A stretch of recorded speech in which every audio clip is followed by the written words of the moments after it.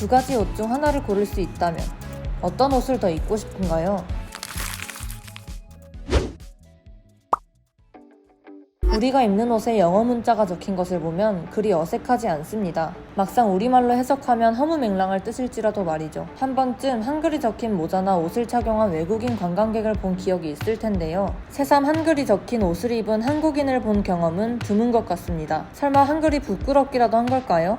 잉크루트가 2019년 한글날을 맞이해 성인 남녀 3,862명을 대상으로 설문을 진행했습니다. 이 설문조사에 따르면 한글에 자부심을 갖고 계십니까? 라는 질문에 응답자의 81.8%가 그렇다고 답했습니다. 그래서일까요? 한글의 우수성을 홍보하고 무분별한 외국어 사용을 줄이고자 하는 움직임도 꾸준하게 보입니다. 다행히 홈페이지를 누리집으로, 싱크홀을 딴거짐으로, 스크린도어를 안전문으로 순화해 정착한 듯한 긍정적인 변화도 보입니다. 그러나 실제로 거리를 나서면 여전히 외국어가 무분별하게 남용되고 있다는 것을 느낄 수 있습니다. 번화가 거리의 간판이나 건물 이름만 봐도 한글로만 된 이름을 찾기가 어렵습니다. 카페나 식당 차림표가 영어로만 된 곳도 있습니다. 서울의 한 카페에서 미숫가루를 MSGR이라는 이름으로 판매해 화제가 된 적도 있었고요. 서울의 고급 공동주택 단지에서는 경로당을 시니어스 클럽으로 표기하기도 합니다. 영어를 잘하면 성공할 수 있다. 그런 식의 환상 같은 믿음이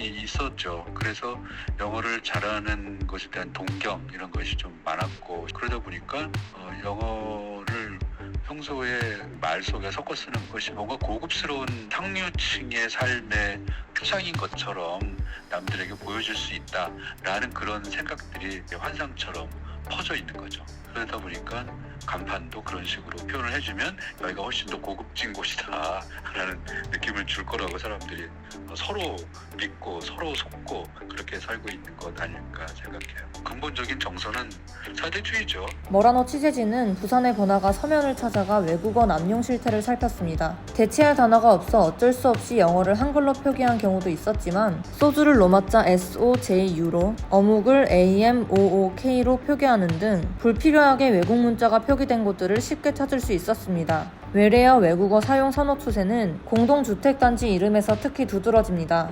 요즘 고급 공동주택단지를 보면 꼭 이름에 외래어나 외국어를 포함하는 경향이 있습니다. 부산에도 명지 영어도시 퀸덤 1차 예디슨타운 등 특이한 이름을 가진 곳들이 있었습니다. 서울 강남의 한 공동주택단지 전망쉼터 이름은 플로랄 드 파리, 튠르히, 벨르빌르 등 모두 프랑스어인데요. 이제는 영어가 너무 많아지자 다른 외국어로 고급진 느낌을 내고 싶었던 걸까요? 언어 사대주의적 면모는 공적 영역으로까지 번진 듯합니다. 4년 전 강원도 철원구는 제대 군인 교육을 러닝 밀리터리 반트 재생학교로, 양구구는 군인 문화축제를 YG 밀리터리 페스타로 표현했는데요. 모두 국가 차원에서 진행된 사업이어서 공공기관이 외국어 남용에 앞장선다는 비판을 받았습니다. 또 지난해 6월에는 윤석열 대통령이 용산 시민공원을 내셔널 메모리얼 파크로 이름을 지으면 좋겠다며 영어로 내셔널 메모리얼 파크라고 하면 멋있는데 국립추모공원이라고 하면 멋이 없다는 발언으로 논란이 되기도 했습니다. 고급의 정보 소통 이런 측면에서는 자꾸